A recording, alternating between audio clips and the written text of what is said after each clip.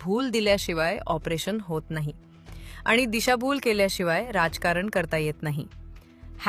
शरद पवार म्हणतायत, राष्ट्रवादीतून तटकरे प्रफुल्ल पटेल आऊट अजितदादांचे पतिते आमदार शरद पवारांकडे वळले. वस्तादाने डाव कसा खेळला ते जरा नीट बघा. काका खरंच लय भारी आहेत राव. पहिल्याच दिवशी त्यांनी स्पष्ट सांगितलं, हा अपघात आहे, याचं राजकारण करू नका. पण आश्चर्य म्हणजे काका एक बोलतात आणि त्यांच्या काही नेत्यांची वक्तव्य अगदी उलट दिशेने जातात. अमोल मिटकरी आणि रोहित पवार यांनी सरळ म्हटलं, हा अपघात नाही तर घातपात आहे. मग प्रश्न उभा राहतो, त्यावेळी काका कुठे होते? ते निवांत हॉस्पिटलमध्ये उपचार घेत होते. पण राजकारणाच्या पटावर सोंगट्या मात्र अचूक हलत होत्या. शरद पवार यांना मानलं पाहिजे. 80 वर्षांच्या राजकीय अनुभवातून संकटातही कसं संयम ठेवायचं आणि परिस्थिती कितीही प्रतिकूल असली तरी खेळ कसा आपल्या हातात ठेवायचा हे कदाचित त्यांच्या इतकं कोणीच जाणत नाही. पण खरा प्रश्न आहे, नेमकं घडलं तरी काय? कोण कोणाच्या विरोधात उभं राहिलं? आणि या संपूर्ण प्रकरणामागे राजकारणाचा डाव होता का? या सगळ्या प्रश्नांची उत्तरं जाणून घेण्यासाठी पूर्ण व्हिडिओ नक्की बघा. त्या परिस्थितीला संयमानं आणि तितक्याच कणखरपणे सामोर जाणं आणि शेवटी तिच्यावर यशस्वीपणे मात करणं, याचं देशातील जिवंत उदाहरण म्हणजे शरद पवार. उगाचच त्यांना भारताच्या राजकारणातले भीष्माचार्य म्हटलं जात नाही.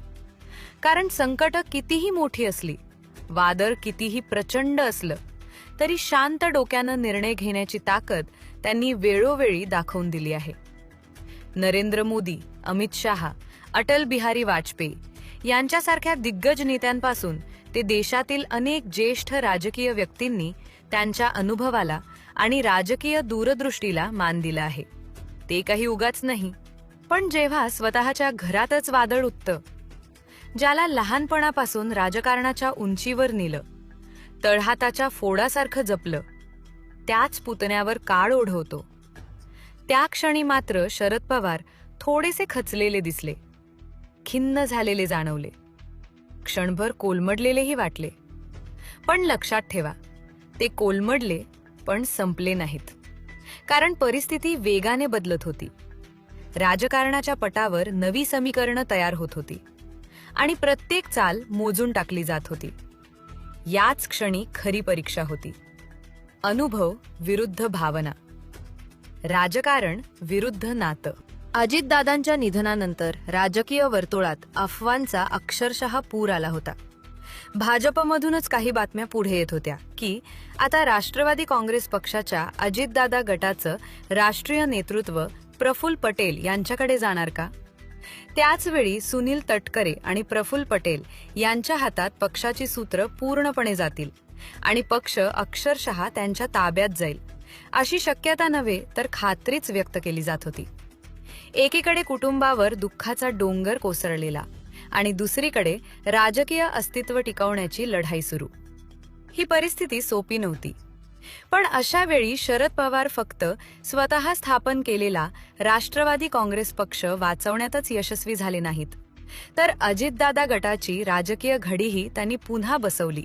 हीच त्यांची राजकीय ताकद. वर्षा बंगल्यावर, हॉटेलमध्ये बैठका सुरू होत्या. राजकीय समीकरणं झपाट्याने बदलत होती. पक्ष पवार कुटुंबाच्या हातातून निसटून पटेल तटकरे यांच्या ताब्यात जाणार का, अशी चर्चा जोरात रंगली होती. पण लक्षात ठेवा, राजकारणात अंतिम चाल कोणाची ठरणार हे शेवटपर्यंत कुणालाच माहीत नसतं. आणि त्या निर्णायक क्षणी अनुभव, संयम आणि रणनीती यांचा संगम ज्याच्याकडे होता त्याचं नाव होतं शरद पवार. आता पुढे काय झालं? पक्षाची सूत्र नेमकी कुणाच्या हातात गेली आणि त्या पडद्यामागे कोणते डावपेच रचले गेले? आणि इथेच एक महत्वाचा मुद्दा पुढे येतो. प्रवीण दरेकर मध्येच पुढे येऊन जे बोलले ते उगाचच भावनेच्या भरात केलेलं विधान नव्हतं. त्यांनी स्पष्ट शब्दात म्हटलं, तटकरे आणि पटेल हे राष्ट्रवादी पक्ष यशस्वीपणे पुढे घेऊन जातील. हे विधान साधं नव्हतं. ते एका मोठ्या राजकीय संकेताकडे इशारा करत होतं. म्हणजेच पक्ष पूर्णपणे भाजपाच्या दावणीला बांधण्याचा वरिष्ठ पातळीवर काहीतरी डाव आखला गेला होता का? अशी चर्चा राजकीय वर्तुळात रंगू लागली. एकीकडे कुटुंबावर दुःखाचा डोंगर आणि दुसरीकडे पक्षाच्या भवितव्यावर राजकीय सौदेबाजी.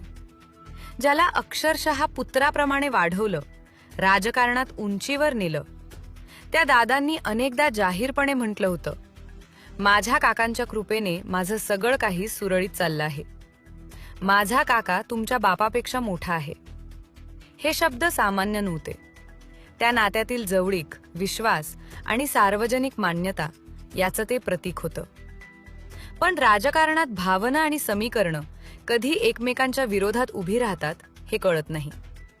आणि म्हणूनच प्रश्न उभा राहतो, ही सगळी विधानं केवळ राजकीय रणनीतीचा भाग होती का? पण राजकारणात भावना आणि समीकरणं कधी एकमेकांच्या विरोधात उभी राहतात हे कळत नाही. आणि म्हणूनच प्रश्न उभा राहतो, ही सगळी विधानं केवळ राजकीय रणनीतीचा भाग होती का, की खरंच सत्ता समीकरणं पूर्णपणे बदलत होती? या सगळ्या घडामोडींचा खरा अर्थ काय होता आणि पुढे काय घडलं? पुढं घट्ट प्रेमाचं नातं त्या दोघांमध्ये. आणि त्याच काळात अजितदादांचं अपघाती निधन. या घटनेनंतर अनेकांना वाटत होतं, आता पवार साहेब कोलमडतील, राजकीयदृष्ट्या कमकुवत होतील आणि पक्ष त्यांच्या हातातून निसटेल. राजकीय वातावरणही तसंच तयार केलं जात होतं. याच दरम्यान ममता बॅनर्जी, पश्चिम बंगालच्या मुख्यमंत्री, यांनी स्पष्ट विधान केलं, हा अपघात नसून घातपात आहे. हे विधान थेट केंद्र सरकारकडे बोट दाखवणारं होतं.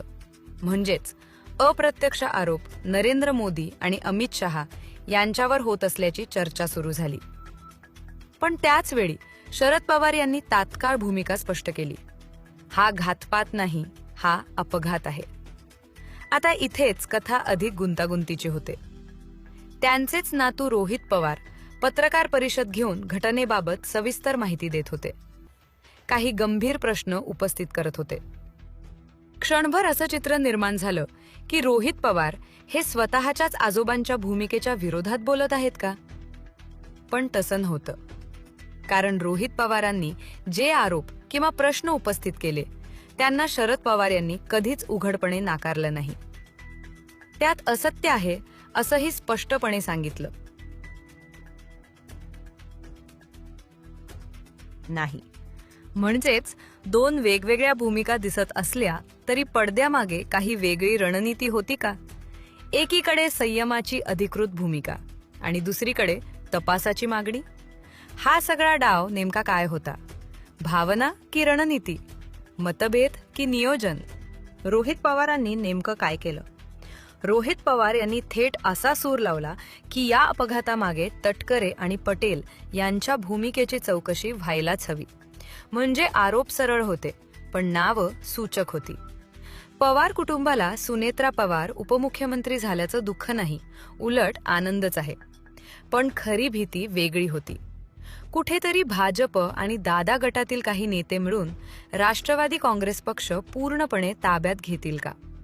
हा पक्ष पवार कुटुंबाच्या हातातून निसटेल का?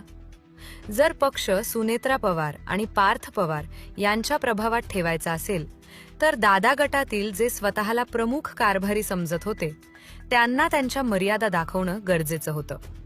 याचा अर्थ स्पष्ट होता, शरद पवार सत्तेसाठी उतावीळ नाहीत. नरेंद्र मोदी, अमित शहा यांच्यासोबत जाण्याची घाई नाही.